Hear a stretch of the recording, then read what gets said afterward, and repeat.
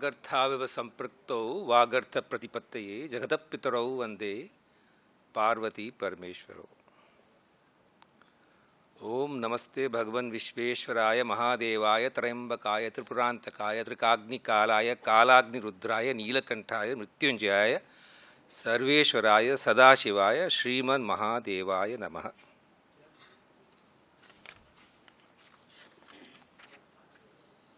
It's a matter of great honor to be present amongst scholars and devotees. Can you change over? So I will plan for a precise 15-minute presentation, and the number of slides that are devoted to each topic are very clearly mentioned. So there's an overview slide that I'm presenting right now, and then I'll present the reason or the logic behind doing this kind of study, which is a study gap.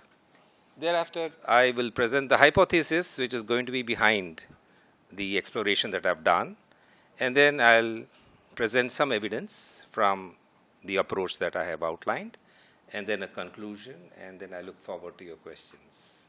So that's going to be the flow of what I do. So let's go to the study gap. Okay. So the point is that we talk about darshana, so there must be a darshan that has happened. So it's an insight, and it's not something that you read, it's something that you experience, and then you try to capture that experience and formalize it into schools. So, many a times we have people talking, but then we don't have their spiritual experience which drives what they are saying. So that's my first observation, and therefore that's a gap that I notice in many of the presentations, not here, but across. The second point is that, Kashmir Shaivism, while I'm so happy that in this dais, there are people who understand, but otherwise it's just a term that is not popularly understood. In my opinion, as it will be the opinion of my co-panelists, it's a brilliant child. It's amazing in terms of the comprehensive knowledge it gives, but it is not regarded sometimes, and it is not studied too well. Then the difficulty about, because my paper is looking at Bhagavan Sri Ramana Maharshi's thought, so he was one who always said that by speech you never learn anything. And he embodied the Dakshinamurti tradition, which is by Mauna. So what are we all here making presentations when the real knowledge can be got only by silence? So that's a gap, because ultimately we are communicating and we are trying to convey an experience, convey an understanding.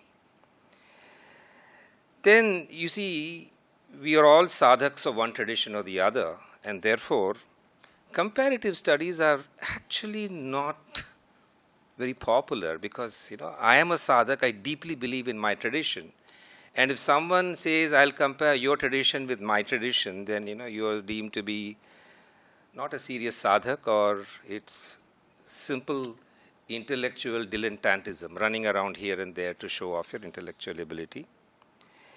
And unfortunately, it does happen when we have statements of one form of sadhana being better than the other form of sadhana. Then it becomes, or it degenerates into a tutu meme, whose devotion? It's like what I say in very, very common parlance, and pardon me for that, uski kameez mere kameez se safed kaise? Right? So pardon me for this very, very. So with this, I'll present the hypothesis. If you could go on to that. So it's based on, first of all, something in geometry that comes from an engineering background. So Euclid's proposition was that things which are equal to the same thing are equal to one another. So if A is equal to B and B is equal to C, therefore A is equal to C and C is equal to A. But is this true in the doctrinal world? Is it true as far as darshanas are concerned? It's a matter of debate. So I've used the term not equal, but equivalent. And therefore, the A is equal to B, I am putting forward as the philosophy of Kashmir Shaivism has broad equivalence to Advaita Vedanta. There could be terminological differences, but broadly I think they signify the same approach. Then it has also been advocated and seen by the devotees of Ramana Maharshi that there is a commonality between Advaita Vedanta and what Sri Ramana had to say. And therefore, Advaita Vedanta being the common factor, if you remove the common factor, you have therefore two propositions, which is Sri Ramana Maharshi's philosophy is similar to the philosophy of Kashmir Shaivism, or the other way around, the philosophy of Kashmir Shaivism is similar to Sri Ramana Maharshi's philosophy. Your question may be, what's the difference between the two? Because being on one side of the equation or the other side of the equation, does it really make a difference? It does make a difference as far as this study is concerned, which I will highlight in the approaches to the evidence which I'll present. So the approach one, which is a present study, is mapping Kashmir Shaivism's primary texts, and they are the Shivasutra, the pantakarikas, the Vijnana Bhairava, the Shiva Stotravali, as well as the Pratibhigya Hridayam, to the teachings and the gamut of the teachings of Sri Ramana Maharshi. And approach two is the other way around, where you take some of the key teachings of Ramana Maharshi and then try to look at the gamut of teachings of Kashmir Shaivism. Of course, I do agree that Kashmir Shaivism is a term that we should not take. It's a name that was given subsequently. But then, be that as may, as long as we understand what we're talking about, we will not worry about terminology here. So the approach that I have taken in this particular study is the first one, where I'll be taking some of these texts, looking at some representative sutras or stanzas, and then trying to map it with the teachings of Ramana Maharshi. So it's like, typically in terms of engineering, I would say, input, process, and output. So depending upon what I'm doing, so I can process it through the lenses of Sri Ramana Maharshi's teaching, or if it were the other study, I process it through the teachings of Kashmir Shaivism, for lack of a better term, or Pratibhigya Shastra, as they say. So the first evidence I present is from the Shivasutras, and I present them, and I present an equivalent that you would find. So Shivasutra, the very first one, says Chaitanya Atma, which is reality is the nature of awareness, which is absolute freedom of knowledge and action. So this is, of course, commented upon by the Shivacharyas of the tradition, and it's not just a translation, but an interpretive, accurate translation. And one of the major works is Ulladu Narpadu of Sri Ramana Maharshi, and there the very first invocation says that because the world is seen, we have to infer a common cause, a Lord possessing unlimited powers, which is equivalent of absolute freedom of knowledge. In the Shiva Sutra, the pictures consisting of names, forms, the seer, the canvas, and the light, all these are he himself. So this, two disparate sources, one from the 8th century or the 10th century and one from the 20th century, there is an obvious link that we can see, an equivalence that we can obviously infer very directly. Shiva Sutra 2 that I present is Jnanam Bandha, which means that vitiated knowledge or limited knowledge or ignorance of one's real nature is the cause of bondage of the empirical self. And then in Ramana Gita, which is of course composed by Kavyakanta Ganapati Muni, of the main teachings of Ramana, says very clearly, the wise say pure abidance in the self alone is jnana, and therefore we infer that anything else is ajnana, as has been implied in the Shiva Sutra. And Saddarshanam also says that knowledge and ignorance are interrelated, one does not exist without the other. Enquiry, to whom is that knowledge and ignorance arriving at the root cause itself? This is true knowledge. So, of course, we are aware of the primary tool that is used by Ramana, which is Atma Vichara, which is Nan Yar, who am I?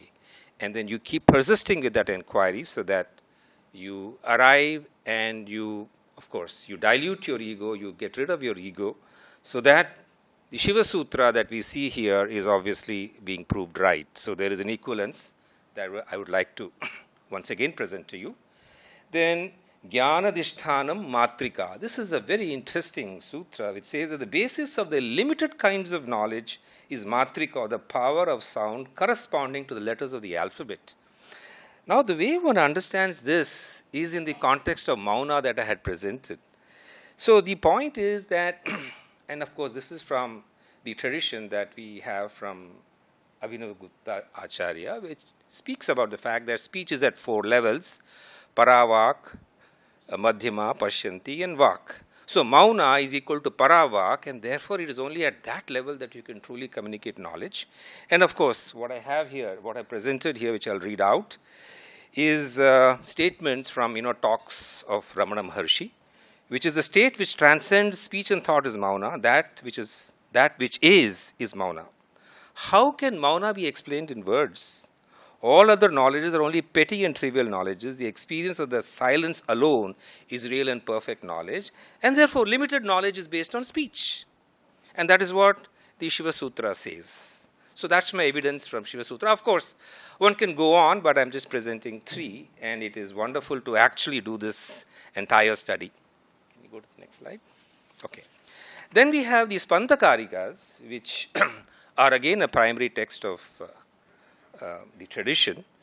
And of course, we understand spanda, which is in terms of the sphurana, the vibration that is a part, because in the Advaita Vedanta tradition, the Brahman is taken to be Shanta Brahman.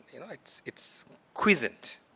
And then the Maya Shakti is where you have the energy flowing out. But here, it's a part of the definition that you have, Paramashiv, and then you have the sphurana that we have, or vimarsha as it is called. So the Spandakarika says, even though differing states like waking, dreaming, and deep sleep occur, in which, however, the Spanda principle never departs from its own nature as the identical experience. So there is a substratum at the bottom which has the component of prakasha and vimarsha, and that's the whole beauty of the Pratibhigya Shastra.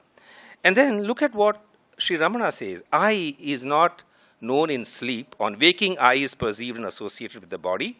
The world and non-self in general, such an associated I is called aham vritti. And when aham represents the self only, chit in the language of Shiva Sutra, so aham, and I think you had mentioned, the first and the last, and ma. Yeah, so we are in sync, sir. We are the Kashmir Shaivism. Okay, if I could use that phrase. Okay, and so this is natural to a jnani because he understands this, and to a bhakta also, and therefore, though everyone is present during sleep, it's not perceived, and the whole sphurana is the reason why we wake up with the knowledge that we slept well. Then Spandakarika number 9 says, when the perturbation of that empirical individual who is incapacitated by his own impurity and is attached to action disappears, then the highest state appears. So it's saying the same thing perhaps in a different way, and therefore the jnani is also known as the awakened one, which is the statement from Sri Ramana. The enlightened, the self-realized, is he who, although like everyone uses a body, has broken the illusion that the body is himself. And after lives of strenuous search, he found the heart and realized himself to be none other than the Supreme Sadashiva, the Absolute Consciousness. Let's move to Vijnana Bhairava. Vijnana Bhairava is a very interesting text because it gives you so many methods of reaching the Supreme. And like Ramana, because Ramana was never a theoretician, he always said, have you done your Atma Vichara or not? Simple. Anybody who goes to him with too many questions, he will say, who is asking this question? Please tell me. So Kavya Kantha once said, sir, your Brahma Astra is always, have you done Atma Vichara? Spare me that and tell me what my problem is. So therefore, here we have the very last shloka of Vijnana Bhairava saying, oh dear one, the ideating mind, the ascertaining intellect, the vital energy, and the limited empirical mind, this set of 4 dissolves, then the previously described Tat, which is the Supreme, Bhairava, it's called Bhairava, appears. And Ramana Gita this is a famous shloka of Hridaya Kuhara Madhye Kevalam Brahma Matram Hyahamaham iti Sakshat Atma Rupena Bhati Hridivisha Manasasam Chinvata Majjatava Pavana Chalana Rodha Atma Nishto Bhavatvam. So very, very powerful one which summarizes the entire teaching, and obviously you become an Atmanishtha when you have dissolved the entire ego, which consists of the ideating mind, the buddhi, the entire apparatus that we have below the Atma. Then I will go to the Shivasutravali, which is an amazing 450 shlokas composed by Utpala Deva, and Dr. V. Raghavan, the very famous Sanskritist, says it's unknown. It is unknown, beautiful. So I'll just read the translation of one of the shlokas. I always weep and cry bitterly for thee, for achieving thy nature. I am always filled with lamentations to achieve thee. I am always depressed because of thy separation. So this is a beautiful, of course, I'm not quoting the Sanskrit, it's just the English, but then this is the sentiment. And if you compare it to Arunachala Akshara Manamale, which is again a composition of Sri Ramana, very spontaneous. He says, O Arunachala, if thou dost not join me, my body will melt away, my eyes shed tears profusely, and I shall be destroyed. So it's the same sentiment, and one can always, I mean, I wish I had done more and more, but then, I had to limit myself to these in terms of presentation. So what's the conclusion? The conclusion, while it may be logical from the evidence, is also again to be found among the compositions. So the Pratibhigya Hridayam, Sutra 20 says very clearly, all are Shiva, the self. And in Nanyar, who am I? The answer to the 16th question is, all are Shivas, identical. So therefore, I conclude by saying, all are Shiva, Shivoham, Shivoham. Thank you.